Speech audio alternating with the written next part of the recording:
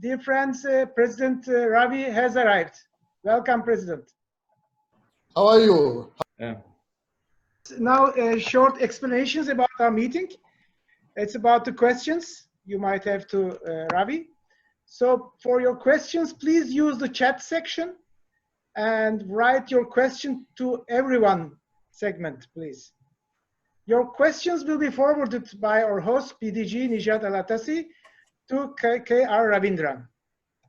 So don't forget to write your name, club, and country together with your questions so that we can identify you. So I'm sure everybody here is quite experienced with Zoom meetings. So I give the word back to Nijat. Okay, the word is yours. Ganesh, don't ask any difficult questions. It's not me. Any difficult questions, give it to Shafa Kalpe. Yeah, the audience will ask the questions, not me. Okay. Okay, Nijat. Okay, thank you. Thank you.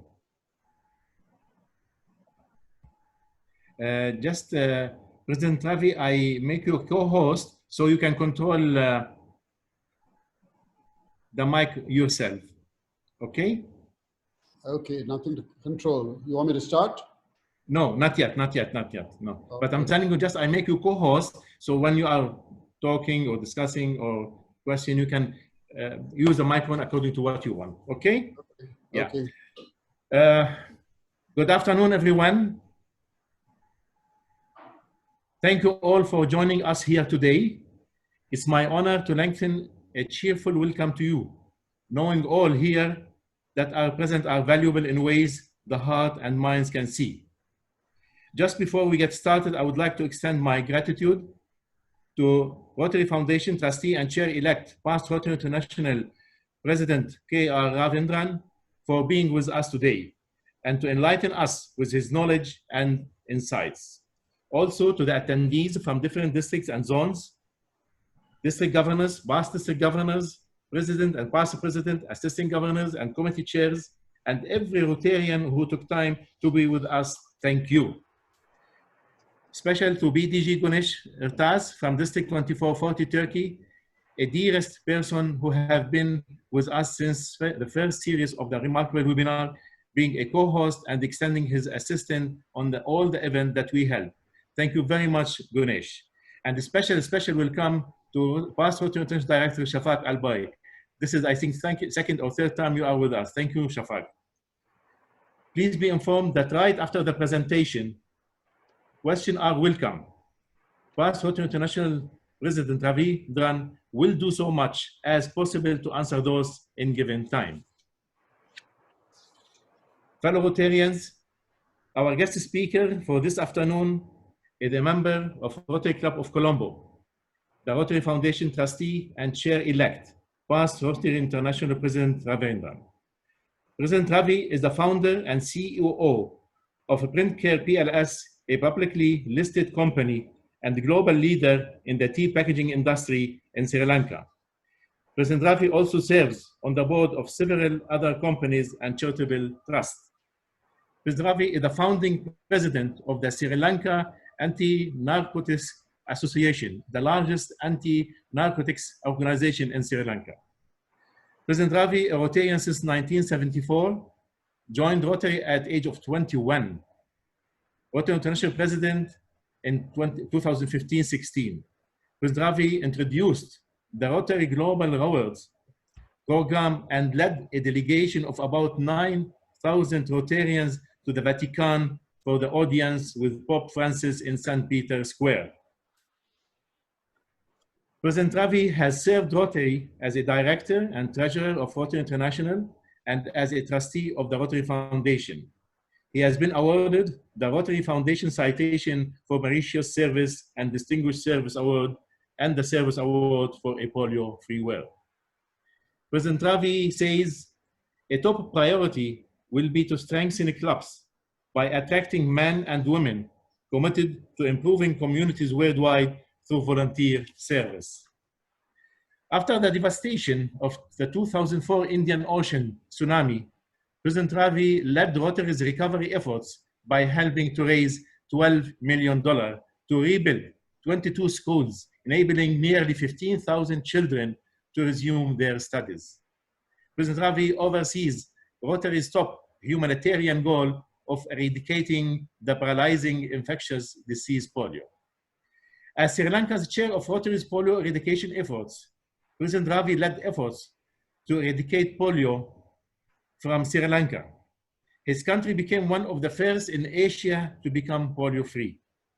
The Polio Plus Task Force, which he headed, consisted of representatives from Rotary, UNICEF, Sri Lankan government. The partnership successfully negotiated a ceasefire with the northern militants to allow polio immunization, the northern militant to allow polio immunization to continue during scheduled National Immunization Day. And on Wednesday, 1st of June 2015, in Seoul, Korea, President Ravi declares to the world, Rotary will give a gift that will endure forever, a world polio-free, without polio.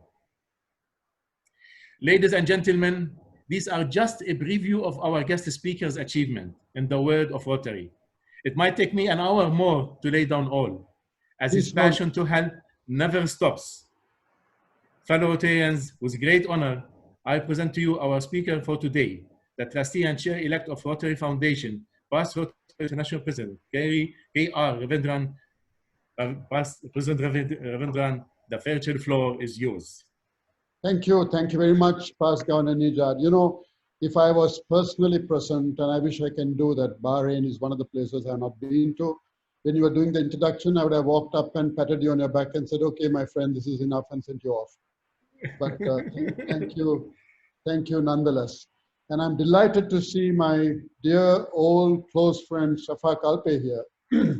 I didn't realize Turkey and Bahrain were so close, but of course, I understand now you don't have to be close. Your neighbors, the whole world have become neighbors.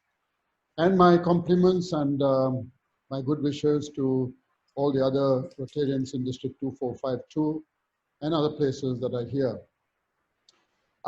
Of course, you would want me to speak on Rotary, but let me preface my comments on Rotary by first framing in the current context of the situation around the world. Because we are a microcosm of the world, and you know, we can't separate ourselves from what is happening from around us.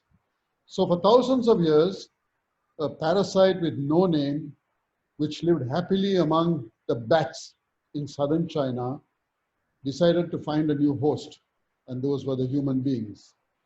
And from that one human in Wuhan, that seemed so long ago, but it was just 4 or 5 months. Today, we are almost at 7.7 million, almost 1.9 million cases, positive cases, and nearly 430 or 440,000 people who have died. For literally the whole world, the coronavirus pandemic has been a life-changing event. Even if they are untouched by the disease itself, the upheaval caused by the virus will have a profound effect on many people's livelihoods and circumstances. Never before, except in wartime, have whole industries shut down and consumer demand dropped so far, so fast. We can see how badly the hospitality industry, including the hotels and restaurants, are affected.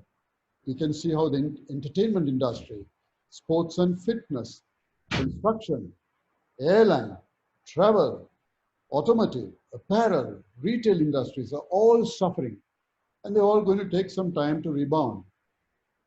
We know we will see a surge of bankruptcies. Already you can see many of the big names in the US, from Macy's to Nordstrom, all being challenged. On April 20th, I noticed that the oil became less than worthless. You know about oil more than me. But when the American benchmark plummeted to minus $40 barrel, I was hoping that I had a couple of oil tanks or some barrels ready so I could have been paid to store barrel. And the situation became so bad. I'm glad it has recovered somewhat now, thanks to the suppliers getting together. But that's not all. According to the International Labour Organization, some 1.6 billion people around the world employed in the informal economy, or nearly half the global workforce could see their livelihoods destroyed. Of course, there are exceptions. There are some companies still doing quite well. Bloomberg report showed that home entertainment like Netflix, online retail like Amazon, retail giants like Walmart, virtual communication like Zoom, showing a big boost. But there is no question that in general, this virus has disrupted modern society on a scale that maybe today's generation has never seen. And it's now abundantly clear that the world cannot fully emerge from its status until a vaccine is found. At this time, nearly 115 vaccine candidates are in varying stages of development, with some already entering clinical trials. Moderna, the Massachusetts-based biotech company, did its phase 1 clinical trials involving 45 healthy men and women. The University of Oxford and AstraZeneca are reportedly on track with advanced human studies of another vaccine. The United States has pledged as much as 1.2 billion to AstraZeneca for their development work. The United States has also backed projects with Johnson & Johnson, Moderna, France's Sanofi, fueling concerns that other parts of the world could fall behind. Then you have the Merck, the US drug giant. They are developing 2 vaccines and a tablet to fight COVID-19 using their experience with the Ebola virus, which was created. And their CEO, I heard him say somewhere that it's a 1-dose vaccine ready to use, and it's going to be a killer in terms of success. Then you have President Xi Jinping. His government is throwing the might of the Chinese state behind their own vaccine developers. The sheer scale and speed of China's efforts ratchets up pressure on the US, where Xi has promised to share any successful vaccine globally. And if he succeeds, the Chinese president would wield immense geopolitical clout. Well, still, the vaccine needs to be produced affordably in billions of doses, and it needs to be distributed world over, and that will require an unprecedented global effort. So I guess we just have to wait patiently. But of this, there is little doubt. The world is going to be very different over the next 18 months. The new normal, as I foresee, will be an ill, more cautious, less cheerful, and a poorer world. It will be at once a mask-wearing culture, more data sharing, but also more individualistic as people and families strive to protect themselves from the outside world. You see, as I said before, Rotary is a microcosm of the world. It cannot be any different. Clubs are not meeting in any part of the world. Lockdowns in many cases have been lifted, but clubs are still not encouraged to meet because you don't want crowds meeting. The concept of getting together in fellowship is lost. I think we made a remarkable recovery through this Zoom. We've learned how to handle meetings, some important businesses are being handled, but still there is no substitute for a real live meeting when it comes to engaging others, when it comes to inviting others into the club, when it's time to solicit help for Rotary and so on. I suspect when things come to normal, there will be a mixture of real and the Zoom type meetings. The word Zoom has now become a household word. That young Chinaman who produced this is now a multi-billionaire. So Zoom is here to stay, and I think there will be both types of meetings taking place. I mean, when I go into office, even with my own office staff, I have a Zoom meeting because I don't want too many people coming into my room. So for Rotary, we will adjust, and Rotarians have the ability to adjust. What about membership? What about contributions? Membership could suffer. That's a logical phenomenon. Contributions could suffer. But having said that, I must also tell you that Rotarians behave in the most unexpected manner. Sometimes Rotarians go against the trend. In 1919, when we had the Spanish flu, just after World War I, you know, the Spanish flu caused 500 million deaths. Sorry, 500 million positive cases. It killed 50 to 80 million people. It was much worse than this. After the Spanish flu, Rotary's membership actually went up by 19%. In 1921, after the Great Recession, Rotary's membership increased by 26%. 1957, after the Asian flu, Rotary's membership went up by 3%. In 2009, after the swine flu, there was no increase, zero increase, but annual giving went up by 20%. So you can see that Rotarians have reacted differently to what is expected when these type of problems hit us. Now, when you have these catastrophes, when you have major issues like this, there are three reactions. First, there is an immediate response. Then there is a follow-up response. Then there is the major response. I've seen this happening in all over the world, all over the place. I didn't have enough details from you, but I saw it in Europe, I saw it in the US, I saw it in Asia. Immediately you react whatever you can do, then you have a little more planned, and then you plan a major project, hospitals, laboratories, and whatnot. The foundation also reacted very, very fast. The COVID-19 specific disaster response grants, we decided to give $1 million. Then we decided that this $1 million would be divided of $25,000 per district. And we knew we'll have a lot of demand, but not as fast as we thought. I mean, it just came like this. And the 40 that we could have given was quickly over. Then we transferred another $2 million, make it $3 million. And eventually, we ended up giving 210 grant awards for a total of $5.2 million. Now, I told you we had three. Where did we get the balance 2.2? Balance 2.2 came from DDF transfers. It came from funds from the convention, which was refunded, where they said, give it to this fund, but give it to disaster relief. We don't need the money back. Then we also started working on global grants. And within the first 6 to 8 weeks, the foundation dished out $14.2 million in the form of 216 global grants. The staff did a magnificent job. And mind you, no one lives in our building. The building is empty. Everyone is operating from home 100%. So I often tell John Hugo that his staff is working better from home than in office. And maybe they should stay there permanently. But I must tell you, as the incoming chair of the foundation, I have an onerous responsibility of steering our foundation at the most challenging of times. Sometimes I even worry.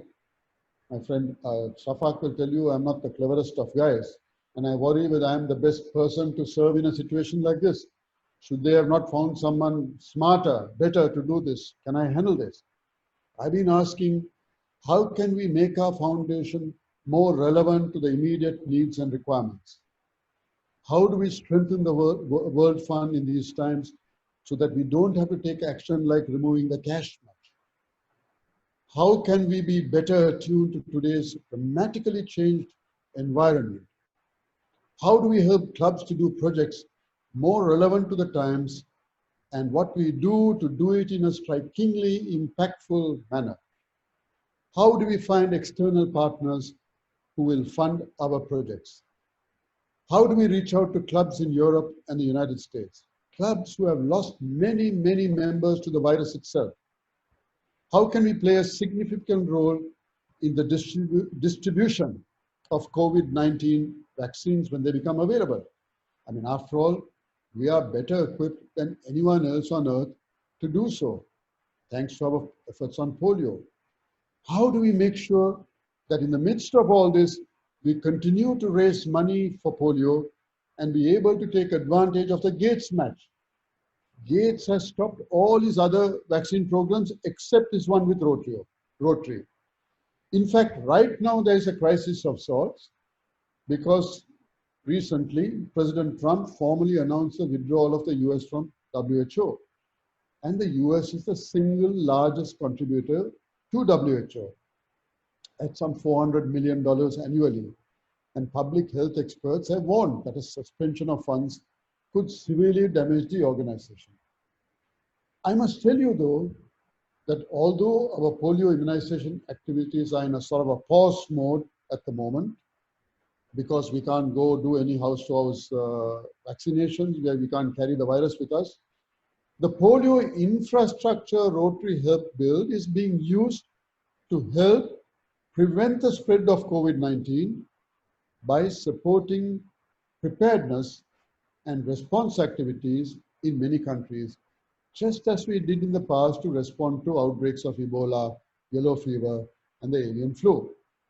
In many places like Nigeria, Afghanistan, Pakistan, polio staff are the ones tracing contacts and testing for COVID-19. But you need to understand that it is still not business as usual for us. It's the same business that we always do, make no mistakes, reaching out to people in distress. But our methodology by which we do it needs to change. Our process of preparing and delivering the project needs to change. The way we communicate what we do needs to change.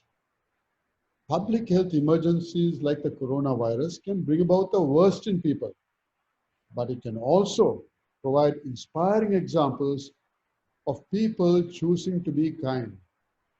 Now, we want to belong to this second type. Remember, every crisis has its heroes.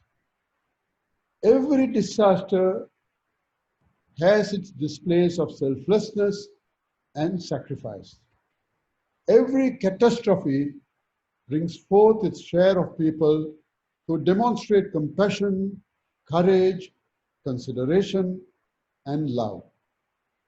If there is a fire, firefighters race into burning buildings. Police officers place themselves in the line of fire. Soldiers march into war. And now, amidst this pandemic, healthcare workers, doctors, nurses, support staff, ambulance drivers, hospital technicians, all risk becoming infected themselves. All risk infecting their own families. They are making extraordinary sacrifices to care for you and me. And I hope Rotary clubs and others will lavishly bestow on them the recognition and rewards they so richly deserve. Situation like this also, my friends, reveals the most unlikely heroes even in Rotary. This morning, when I was in the gym, I was listening to NDTV in India. I listened to NDTV, Bloomsburg, CNN, BBC, and Al Jazeera during my 1.5-hour gym session. And I saw in NDTV a news item where they were having problem burying or cremating bodies in Mumbai. And then I saw that others helping, this news item, mind you, Rotary clubs have come forward to help, and I saw Rotarians wearing Rotary t-shirt, Muslims and Hindus helping in crematoriums, moving bodies in makeshift crematoriums. And I thought, my God, these people are real heroes. And I've asked for details because I want to speak about it in detail. I want to write to the foundation and say, this is what Rotarians are capable of doing. Because there lies in each Rotarian a passion that needs to be awakened. These are the type of Rotarians who have the vision to see what others cannot. The problems, the potential, the promise, and the purpose. All of your ideas may not work, but your passion will have a tremendous impact. I want to give you an example. Back home in my country, two of my very, very close friends, Abbas and Ajay, over a drink were talking with me, and we were talking about the situation in our country of children with mental health issues. You know, 20% of Sri Lankan children are affected with some form of disability. 1 in 93 have been diagnosed as autistic. As in other developing countries, cerebral palsy affects 2 to 5% of the children. In a situation like this, we can only shrug our shoulders, criticize the government for not doing anything about it. But our passion got the better of us. We could visualize a properly equipped center to treat children with such disabilities. So the right people were spoken to, and they became partners to the project. The University of Colombo made available the land. The Sri Lanka Army built the premises in 13 months with 2 major cash infusions of $1 million each from the companies of my two friends, Abbas and Ajay. I'll tell you, both Abbas and Ajay are lousy Rotarians. They never come for meetings. They must have got several letters saying they're going to be sacked. But we also need Rotarians like this who can write a check and give for $1 million each. So Rotary made available all the equipment with the Rotary Foundation Global Grant, totaling about $350,000. But building and equipping is easy. Sustainability was the key in the long term. So a deal was negotiated with the Faculty of Medicine of the university that they would absorb all the operational and maintenance costs. They would provide trained professionals in the field of disability studies and take care of initial screening interventions. In turn, what did they get? They got for themselves a 42,000 square feet center of world class to operate from, as good as anything from the United States or in any other part of the world. The center already has registered outdoor patients nationwide, numbering over 5,000. All of them provided with services free of charge. It's a remarkable project, the type of projects that the new programs of scale launching next year would deal with. So programs of scale is something we're launching next year. We make available $2 million, one project a year. And our purpose is that Rotary puts this money, the club will find additional partners bringing money and make a very large project like the one I just described to you. So I ask you to be hopeful. And I tell you that here is an opportunity for many of our members to become our heroes. We will, of course, be measured on our ability to handle the current adversity and uncertainty. I know it's easy to say. I know it's going to be a challenge. I know many of us still worry. But as someone said, what use is our worry right now? Worry is like a rocking chair. You're going up and down, but it doesn't get you anywhere. You know, a Persian king once called his wise men and asked, he said, you know, there are times I get very sad, sometimes I get very happy. I want you to tell me a quote which will bring me down when I'm happy, or it will make me happy when I'm sad, and a little sad when I'm happy. I want a mixture of both. And then the wise men went away and they came back and gave him this quote. He was so impressed that he put it onto his ring around his ring. The quote was very simple. It said, "This too shall pass." So my friends, this too shall pass. The world at this time is in an induced coma, but it is not going to be permanently hobbled. As history has shown, it will bounce back. About a month ago, in only her 5th address to the nation in a long 69-year reign as Queen of England, Queen Elizabeth II closed her remarks with those lines from Vera Lynn's best-known song, "We'll Meet Again." She said, we must take comfort that while we have more still to endure, better days will return. We will be with our friends again. We will be with our families again. And we will meet again in person, maybe in Bahrain one day or in Sri Lanka. And I thank you very much for having me here. Thank you very much, President Ravi, for an excellent enlightening. And as you said, definitely we cannot stay long like this. It will end, and our hope to end. And always I say, this is like a game now. We are enjoying seeing each other by virtual meetings, but the human touch is completely different. That's what makes Rotary more, fellowship and more enthusiastic, to do more. I would like first to ask Past Director Shafak, please, Shafak, if you have anything, please. Thank you, Chair. Actually, I would like to thank President Ravi for the excellent information and very detailed information he gave us globally and the Rotary scale. Thank you, President Ravi. There are a number of questions from the Rotarians. I will leave the stage to them so that everybody will be informed about the subjects that they are wondering. Thank you again. Thank you, Ravi. Thank you, Shafak. Thank you very much. President Ravi, I will go with the first question from Rotary Club of Salmania, President-elect Faisal.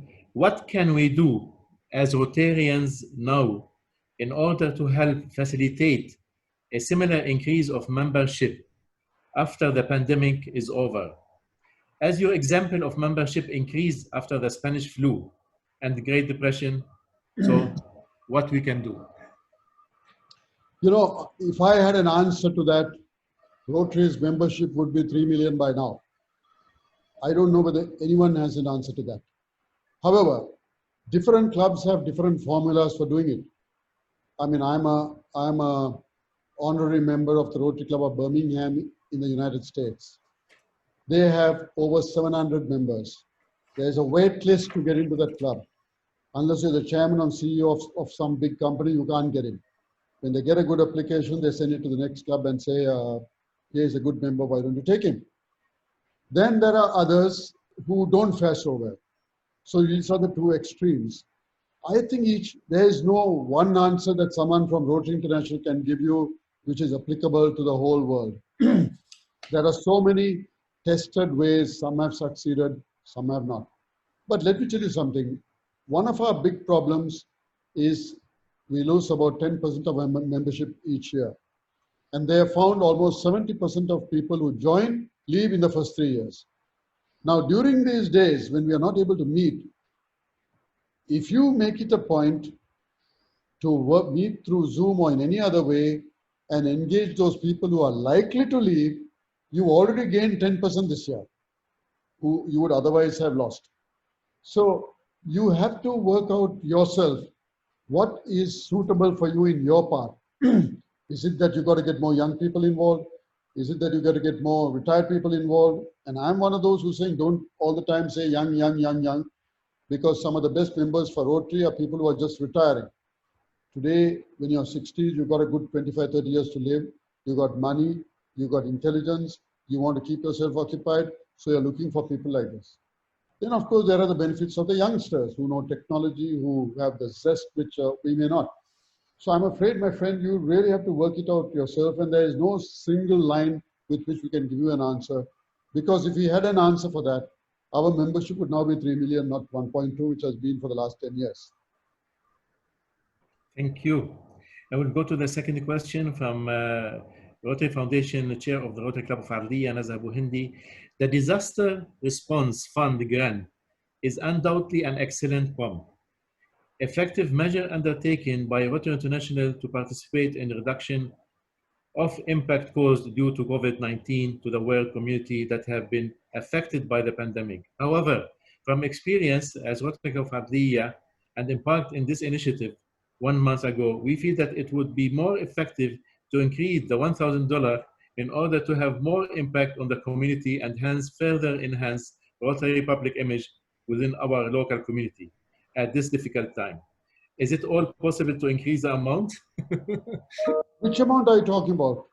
I mean, you said the $25,000, which President Ravi, the Rotary Foundation for each district. Yes. So in our area, in our district 2452, we have about 84 clubs or more, and we are 9 countries. So they distributed like $1,000 to each club. I mean, what she means, maybe the $25,000 can be increased or not. Yeah, sure, it can be increased. If we can get some of your rich sheikhs around your area to send us a few $1 million, we can increase it and distribute it all around. Very simple answer. We can only give you the money that we have. So I suggest that you get hold of some of these rich petroleum guys and say, why don't you contribute to Rotary Foundation? And I promise you, I'll make sure the money comes back to you. Absolutely. I agree. Another question, what would be the direct and indirect consequences in Rotary as a positive and negative in your opinion? Would the club be needed to change their strategical plans? Would there be suggestion from Rotary International as a template to be followed from District Governor Hakan from Turkey, District 2430? I'm not quite sure what he's asking me. Why would you want to change your strategy? For what? Because of this COVID, is it? You can, Hakan, Governor Hakan, can you open your mute? Yeah, please. Governor, can you be a little more clear on that question? Well, first of all, I'm very glad to see you again, Ravi. Oh, nice to see you, of course. I'm very pleased to have also your explanations. The reason I'm asking this is mainly because of COVID-19. You know, the system looks a little bit changing in long term, really, because the clubs are trying to use Zoom, and also some of the clubs that I hear that, you know, maybe in the future we are planning to make some kind of changes in our meetings. Therefore, also they will look at to strategical plans in long term, how they are going to formulate also their action plans in long term.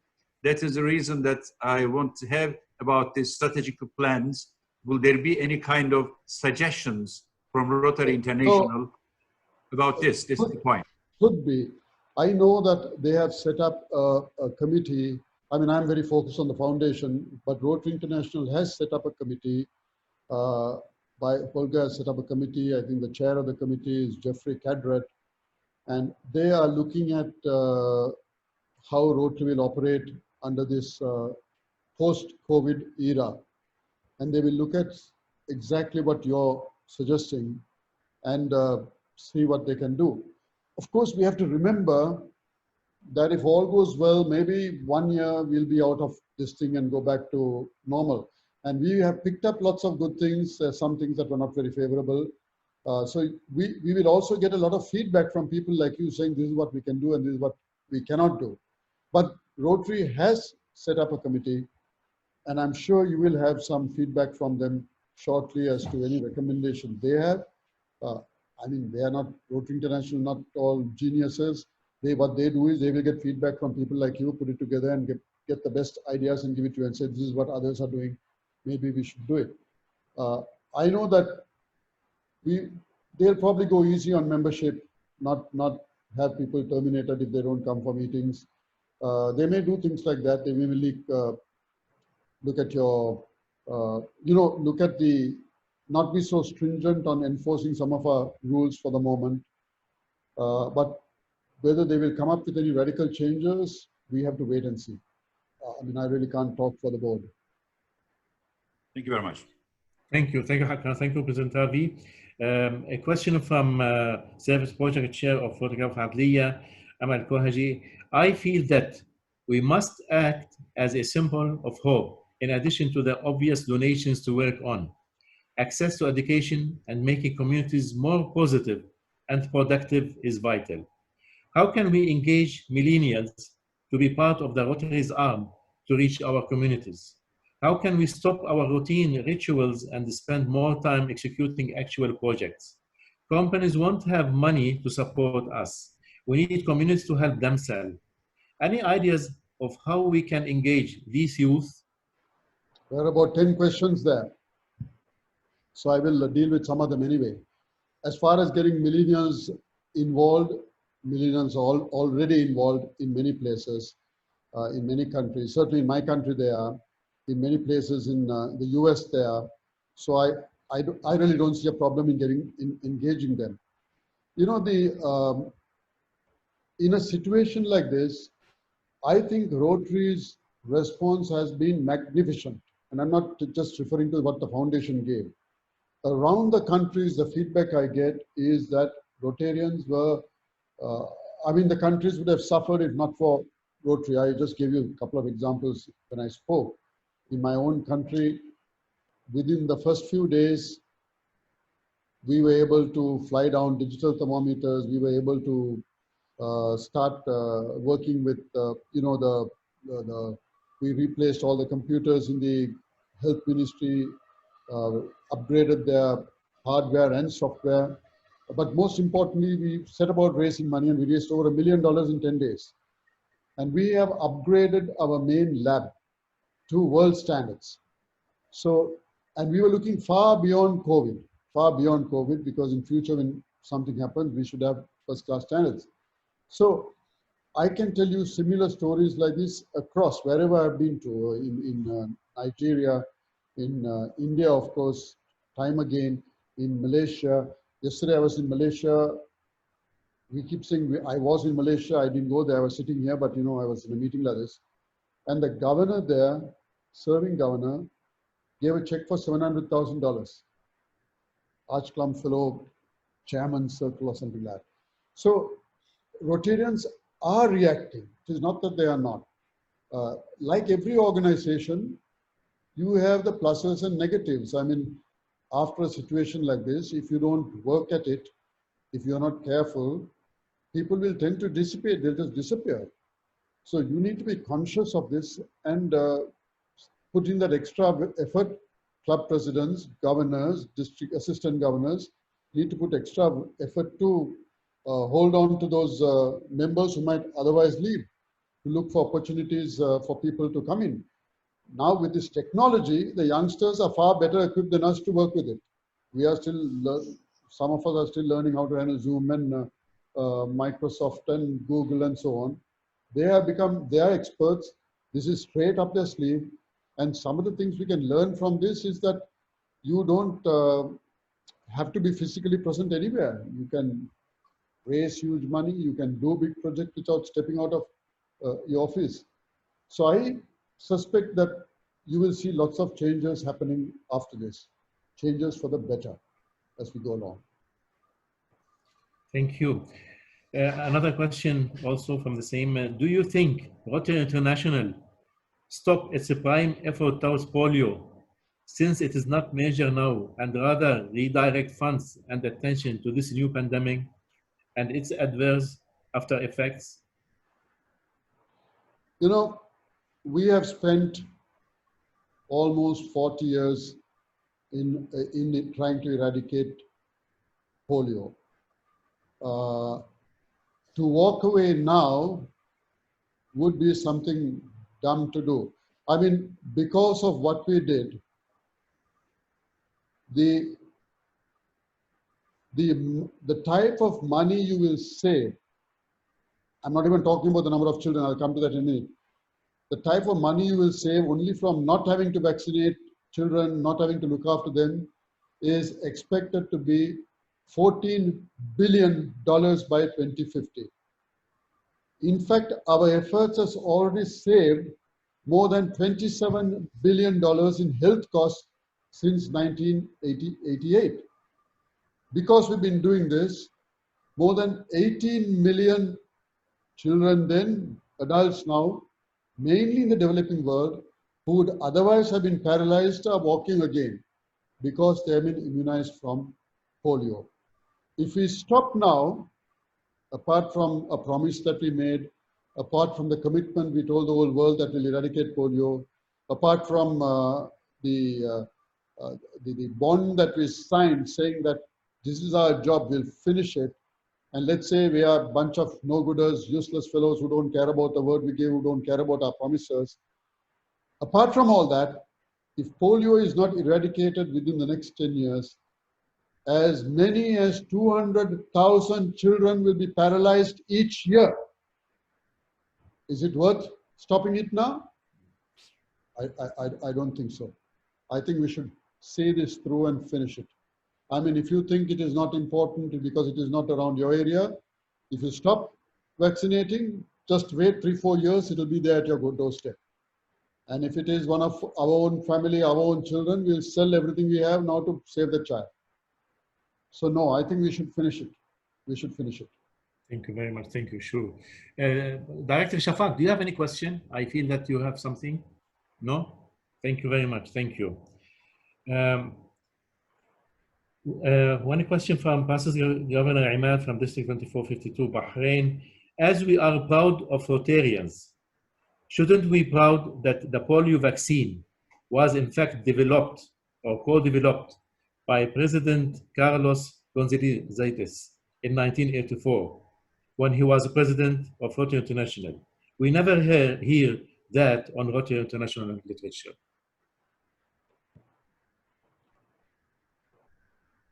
I don't know why you say we don't hear it. Every time I make a speech, I talk about it. Let me go back a little bit more. Right now, 3 days ago, Clem Renouf died. Clem Renouf, his funeral is not over yet. His body is still there. He died at the age of 99. Clem Renouf was a man who started the 3H program. And when he started the 3H program, there were 4 past presidents and 1 general secretary who fought him. It went up to the convention floor in order to sustain that. And from 3H we raised money on that, some $20 or $30 million that year. And then we did the first major vaccination project in Philippines, where we vaccinated some 650,000 children. It was from that Carlos Canseco got the idea that if we can do this in Philippines, why can't we do it around the world? And then he got WHO involved, he got the rest of them involved. They didn't believe him first, but Rotary pushed it through. So that's why we often say Carlos Canseco is the father of Polio Plus. But sure, we talk about him when the occasion arises. I mean, today's generation won't know who was the president 3 years ago. I mean, do you know that during, in 1987, when the president was Chuck Keller, is the time we raised the $120 million, or tried to raise 120, we ended up with $240 million. So these are different milestones. And the record books will show that Carlos Canseco was the man who started it. And if there's an appropriate speech, appropriate lecture, you will also talk about it. Just like you talk about who started your company or who started something in your city. Thank you. Another question also from BG Ahmad. Environment is a new area of focus for TRF. Is to be finalized today, I think 15th of June 2020, as the 7th area of focus. Has it been finalized? If so, is there any Rotary Action Group related to this area of focus? Or will WASH Group be the one to cover environment, as water, sanitation, and hygiene are very much interrelated to the subject of environment? If so, when applying for a global grant, which area would supersede the others? Well, firstly, it has not been finalized, it has not even been approved. There was a committee which was appointed under Ian Risley. The committee will make its report at the current trustees meeting, which starts today and goes on till Friday. And subject to that report, the trustees make a decision. And assuming, I mean, we already decided we're either going to start as a separate area of focus or as a conjoined, joint up with one of the other areas of focus. But whichever way we decide to go, it will become effect only from 2021. That's 1 year away. So the next 1 year, there is no chance of global grants and all on this. From 2021, it will start. And if it will, I'm pretty sure it will be a separate area of focus, though I can't guarantee it to you, we'll know by next week. And then it will work just like any other global grant. It might be added to one of the other areas of focus. No, I think it will be a separate area of focus. Completely. Nijad. Yes, I'm with you. The foundation as my fees for speaking to you. No problem. I will organize it. No problem. Before we close, President Ravi, once again, thank you for being with us. Your speech presentation was very informative and inspirational. I would like to ask you for your closing remarks or any additional comments before you close. No, nothing else. I'm done. Thank you. Done? Nothing more? Okay, let me. You gave me 15 minutes. I spoke for 20 minutes. we are happy. We are pleased. We enjoy your presentation and your remarks. Okay, dear fellow Rotarians, now that we have come to the end of the remarkable series, I'm truly grateful to all of you, and I would like to remember the words from the founder of Rotary International, Paul Harris. It has been the way of Rotary to focus thought upon matters in which members are in agreement, rather than upon matters in which they are in disagreement. Thank you once again, President Ravi. Thank you all. Good afternoon. May God bless you all and keep well and safe. Thank you. We'll see you again. Bye. Thank you. Bye-bye. Bye-bye.